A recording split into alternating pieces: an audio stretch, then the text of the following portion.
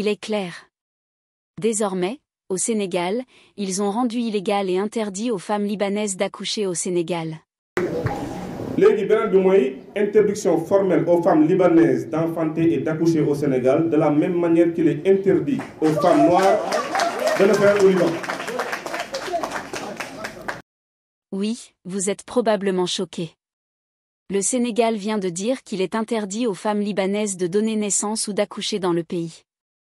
Faut-il féliciter cette décision? Peut-être, oui, félicitations.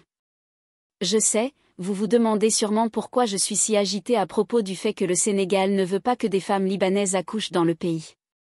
Eh bien, apparemment, c'est en réciprocité à ce qui se passe au Liban. Apparemment, au Liban, il est allégué que les femmes noires n'ont pas le droit d'accoucher au Liban, car elles ne sont pas jugées dignes des installations et ne sont pas suffisamment considérées comme des êtres humains respectables. On leur fait comprendre qu'elles ne devraient pas donner naissance dans leur pays. Donc, oui, elles devraient retourner dans leur pays pour accoucher. Et le Sénégal a répondu en disant que désormais il est interdit aux femmes libanaises d'accoucher au Sénégal. Pour ceux qui ne connaissent pas le Liban, voici un peu de contexte. Le Liban est un endroit où de nombreux Africains se rendent, surtout des femmes, qui cherchent à améliorer leur vie. Beaucoup d'entre elles vont travailler comme domestiques, femmes de ménage, nourrices, prenant soin des enfants et des tâches ménagères. Au moins, ils savent que nous avons de l'amour à offrir, à travers les soins, la cuisine, le ménage.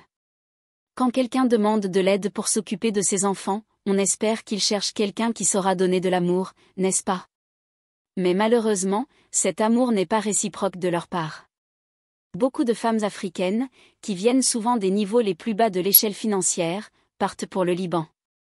Elles viennent de familles très, très pauvres, principalement d'Afrique de l'Est, Ouganda, Kenya, Somalie, Éthiopie.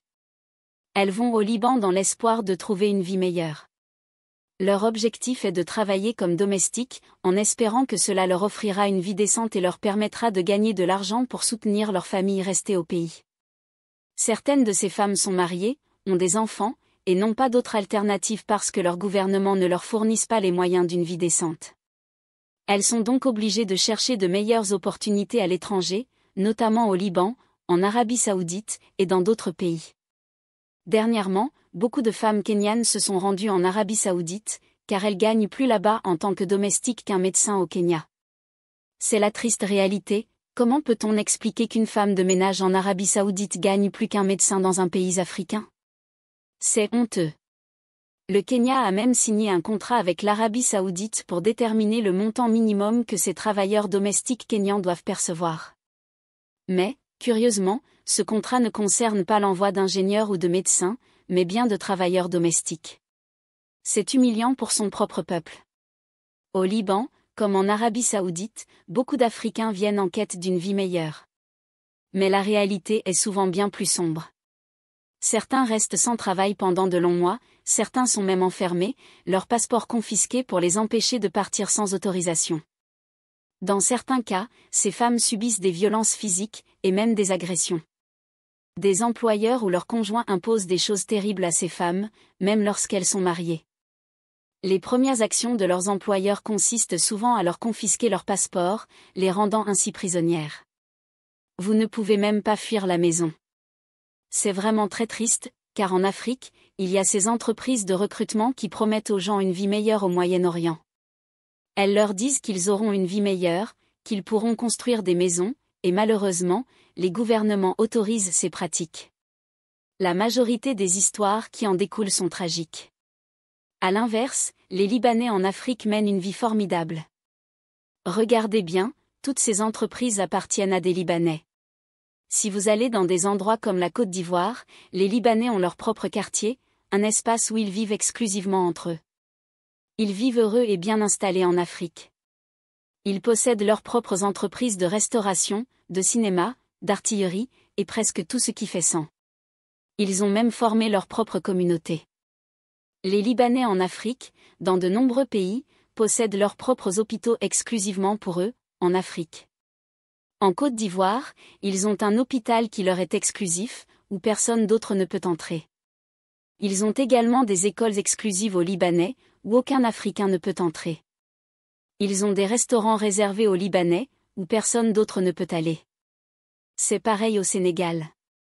Désormais, ils ont établi une loi en Afrique, qui, bien qu'elle ne soit pas signée, n'a même pas besoin d'être formellement ratifiée pour être appliquée.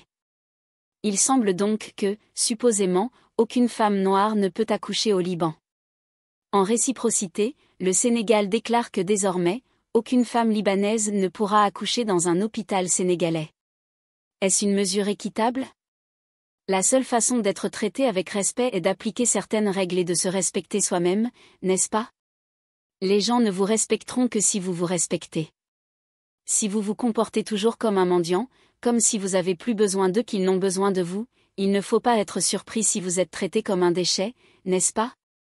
C'est exactement de cette façon que les Africains sont traités. Les Européens, quant à eux, sont traités de la meilleure façon possible. Rappelons ici qu'il n'existe aucun endroit dans le monde où les Africains ou les Noirs sont accueillis et traités parfaitement. Absolument nulle part. Il y a un homme qui fait des vidéos en ligne, je crois qu'il fait des vlogs, de courts documentaires. Il a voyagé dans tous les pays du monde, et il raconte ses expériences. Il s'appelle Rubinsky. Il peut aller en Afghanistan, sans problème. Il peut aller en Irak, sans problème. Il peut aller au Pakistan, sans problème. Il peut se rendre en Indonésie, sans problème. Il peut aller dans n'importe quel endroit, même une ville perdue ou une île dans l'océan, sans problème. Pourquoi ? Eh bien, regardez sa couleur de peau. Désolé, mais oui, c'est ça. Essayez, vous, de prendre votre caméra et de partir. Il y a bien des youtubeurs africains, mais ils choisissent très soigneusement les pays où ils peuvent aller, et même dans ces pays, ils ne sont pas toujours bien traités. Ils se plaignent souvent de la façon dont ils sont traités. La réalité est que si vous allez au Liban et que vous voyez comment nous sommes traités, ce n'est pas agréable. Comparé à la manière dont nous traitons les Libanais, les Pakistanais et les Indiens en Afrique, c'est très différent. Allez voir comment les Africains sont traités en Inde, vous serez choqués. Quelque chose doit changer. Il est temps de rétablir le respect, et c'est pour cela que je pense que cette question est cruciale. Certains de ces vidéos montrent comment les Africains se plaignent du comportement des Libanais et d'autres personnes. Quand les gens commencent à se plaindre et à faire des vidéos, cela signifie qu'il se passe quelque chose, et que cela mérite de l'attention. Alors, qu'en pensez-vous ? Le Sénégal déclare que désormais aucune femme libanaise ne pourra accoucher au Sénégal, tout comme il semble qu'aucun Africain ne soit autorisé à accoucher au Liban, bien que cela ne soit pas écrit dans la loi, mais soit bel et bien appliqué. Que Dieu bénisse.